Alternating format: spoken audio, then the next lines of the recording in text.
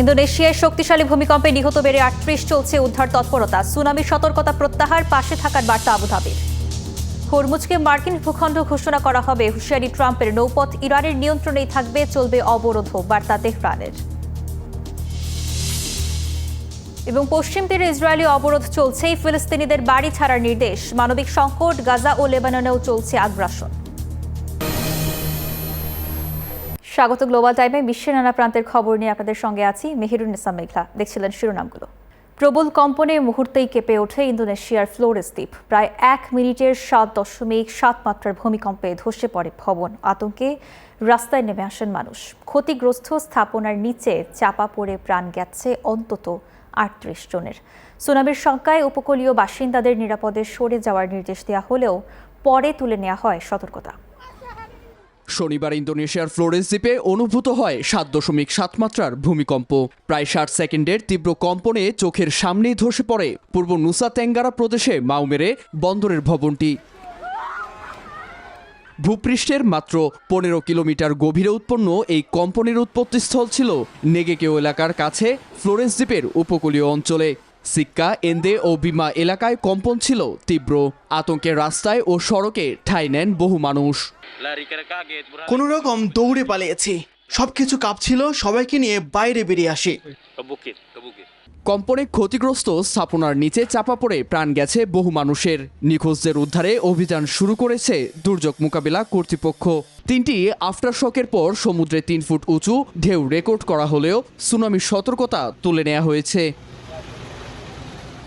প্রশান্ত মহাসাগরীয় অঞ্চলের অন্যতম ভূমিকম্প প্রবণ দেশ ইন্দোনেশিয়া। ১৭,০০০-এর বেশি দ্বীপ নিয়ে গঠিত এই দেশে ২০০৪ সালে ৯.১ মাত্রার ভূমিকম্প ও সুনামিতে প্রাণ হারান ২,২০,০০০-এরও বেশি মানুষ। নীরব দাস, নিউজ 24। ইরানের হরমুজ প্রণালী দখলে নিয়ে মার্কিন ভূখণ্ডে পরিণত করতে চায় যুক্তরাষ্ট্র। অচিরেই তা বাস্তবে ঘটবে বলে দাবি করেছেন মার্কিন প্রেসিডেন্ট ডোনাল্ড ট্রাম্প। জবাবে তেহরান সাফ জানিয়েছে, হরমুজ ইরানেরই থাকবে, এমনকি যুক্তরাষ্ট্র পরাজয় মেনে না নেওয়া পর্যন্ত অবরোধ চলবে। হরমুজ প্রণালীর অচল অবস্থায় মুখ থুবড়ে পড়েছে বিশ্ব জ্বালানি বাজার। সেই মূল্য চুকাতে হচ্ছে বিশ্বের অনেক দেশকে। এরপরও ইরানের সঙ্গে বিবাদ মেটানোর পরিবর্তে আরও উস্কে দিচ্ছে যুক্তরাষ্ট্র। এবার তেহরান নিয়ন্ত্রিত হরমুজ প্রণালীতে আধিপত্য বিস্তারে মরিয়া ওয়াশিংটন। সেই পরিকল্পনাও সামনে এনেছেন মার্কিন প্রেসিডেন্ট ডোনাল্ড ট্রাম্প।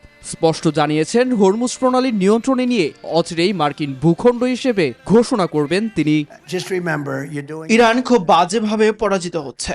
খুব শীঘ্রই আমি হরমুজ প্রণালীকে মার্কিন যুক্তরাষ্ট্রের ভূখণ্ড হিসেবে ঘোষণা করব। মূলত এর মানে হচ্ছে আমাদের অবরোধ আছে। আমরা না চাইলে কোনো জাহাজ এর মধ্য দিয়ে যেতে পারবে না। তবে এমন হুমকি ধমকিতেও সার্বভৌমত্বের লড়াইয়ে অনড় তেহরান। সাফ জানিয়েছে, হরমুজ প্রণালী পুরোপুরি তাদের নিয়ন্ত্রণে এবং চাপ সৃষ্টির চেষ্টা করলে হরমুজে আরও কঠোর বিধিনিষেধ আরোপ করবে তারা। এছাড়া কোনো শক্তির কাছেই ইরান নতি স্বীকার করবে না বলে সতর্ক করেছে উপপররাষ্ট্রমন্ত্রী কাজেম ঘারিবাবাদি। তিনি যুক্তরাষ্ট্রকে পরাজয় স্বীকারেরও আহ্বান জানিয়েছেন।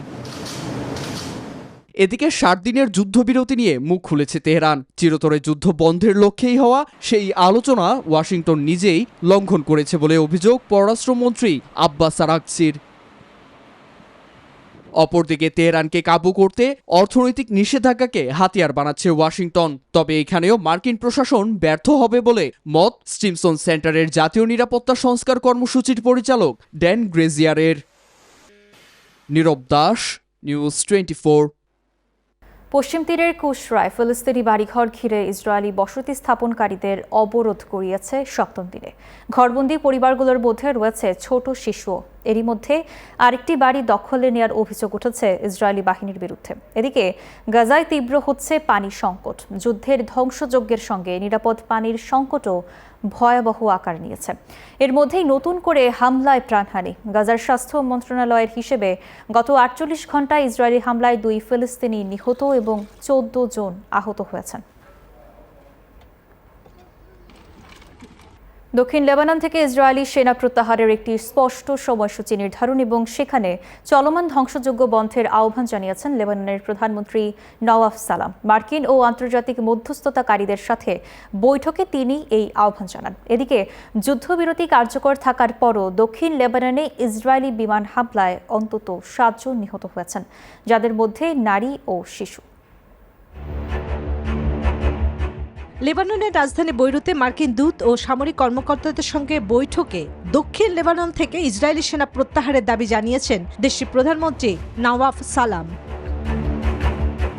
বৈঠকে তিনি ইসরায়েলি সেনা প্রত্যাহারের একটি স্পষ্ট সময়সূচি নির্ধারণ এবং চলমান ধ্বংসযজ্ঞ বন্ধের জোরালো আহ্বান জানান। একই সঙ্গে দক্ষিণাঞ্চলের গ্রাম ও শহরে ইসরায়েলের কর্মকাণ্ডকে আন্তর্জাতিক মানবিক আইনের গুরুতর লঙ্ঘন হিসেবে উল্লেখ করেন তিনি। এদিকে যুদ্ধবিরতি চুক্তি সত্ত্বেও দক্ষিণ লেবাননের নাবাতিয়া অঞ্চলে বিমান হামলা চালিয়েছে নেতানিয়াহু বাহিনী। এতে প্রাণ গেছে কয়েকজনের, যাদের বেশিরভাগই নারী ও শিশু। এমন পরিস্থিতিতে ইসরায়েলের সঙ্গে সরাসরি আলোচনা প্রস্তাব প্রত্যাখ্যান করেছে হিজবুল্লাহ।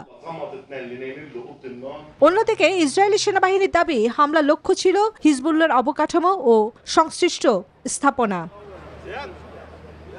একই সঙ্গে সিরিয়ার দক্ষিণাঞ্চলে কুনেত্রা এলাকায় হামলা চালিয়ে ফসলি জমিতে আগুন ধরিয়ে দিয়েছে ইসরায়েলি বাহিনী। শনিবার লেবানন ও সিরিয়ার গণমাধ্যম এসব তথ্য নিশ্চিত করেছে। চন্দ্রা, নিউজ 24। যুক্তরাষ্ট্রের মিশিগান অঙ্গরাজ্যে বন্দুক হামলায় 6 জন নিহত হয়েছেন, একজন গুরুতর আহত হয়েছেন। এই ঘটনায় সন্দেহভাজন হামলাকারীকেও পুলিশের অভিযানে মৃত অবস্থায় পাওয়া গেছে। অঙ্গরাজ্যটির উত্তরাঞ্চলে এই ঘটনা ঘটে বলে জানিয়েছে মিশিগান স্টেট পুলিশ। স্থানীয় সময় শুক্রবার সকাল 11:40 দিকে মিসককি কাউন্টির একটি বাড়িতে বন্দুক হামলার খবর পেয়ে ঘটনাস্থলে যান কর্মকর্তারা। সেখানে কয়েকজনের মৃতদেহ পাওয়া যায়। জঙ্গলে সন্দেহভাজন একজনের মৃতদেহ পাওয়া যায়। মিশিগান স্টেট পুলিশের লেফটেন্যান্ট অ্যাশলি মিলার বলেন, ঘটনাটি ওই সম্প্রদায়ের জন্য অত্যন্ত হৃদয় বিদারক এবং তদন্তে যুক্ত কর্মকর্তাদের জন্য চ্যালেঞ্জিং।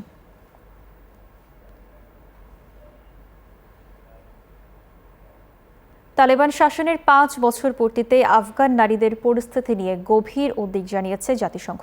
তাদের আশঙ্কা, অর্থের অভাবে দেশটিতে কাজ করা অর্ধেকেরও বেশি নারী সংগঠন আগামী 1 বছরের মধ্যে কার্যক্রম বন্ধ করতে পারে। এদিকে নারী ও কন্যা শিশুদের ওপর কঠোর বিধি নিষেধ প্রত্যাহারের তালেবানের প্রতি আহ্বান জানিয়েছে 56টি দেশ। আফগানিস্তানে 5 বছর ধরে চলছে তালেবানের শাসন। রাজধানী কাবুলে এখন স্বাধীনতার বার্তা সম্বলিত সাদা পতাকা আর দেয়াল চিত্র। আছে নানা আয়োজন, তবে সেখানে নেই নারী ও কন্যা শিশুদের অংশগ্রহণ। তালেবান সরকার ক্ষমতায় আসার পর নারীরা বঞ্চিত মাধ্যমিক শিক্ষা থেকে, নেই বিশ্ববিদ্যালয়ে পড়ার সুযোগও। এমনকি কর্মসংস্থান, চলাচলের স্বাধীনতা, স্বাস্থ্যসেবা ও বিচার পাওয়ার অধিকার প্রায় প্রতিটি ক্ষেত্রেই আছে বিধিনিষেধ। 3200 নারীর উপর পরিচালিত জরিপ শেষে উদ্বেগ জানায় জাতিসংঘ।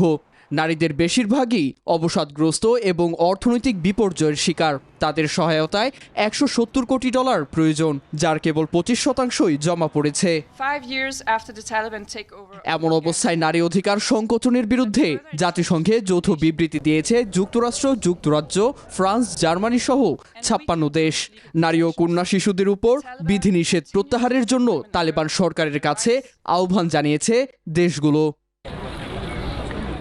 তবে শুধু নারী অধিকার নয়, তালেবান শাসনে সামগ্রিকভাবেই নানা সংকটে আফগানিস্তান। জাতিসংঘের বিশ্ব খাদ্য কর্মসূচি বলছে, দেশটির 1/3 প্রদেশে শিশুদের অপুষ্টি পৌঁছেছে সংকটজনক পর্যায়ে। এদিকে রাশিয়া ছাড়া তালেবান সরকারকে আনুষ্ঠানিক স্বীকৃতি দেয়নি কেউ।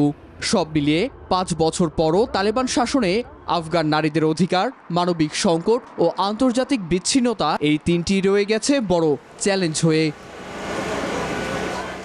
নীরব দাস, নিউজ 24। চীনের রাজধানী বেইজিং এখন হিউম্যানমেড রোবট উন্নয়নের অন্যতম প্রধান কেন্দ্র। মানব জীবনের নানা কাজে সহায়তা করতে এসব রোবটকে বাস্তব পরিবেশে কাজের উপযোগী করে তুলতে চলছে বিশেষ প্রশিক্ষণ।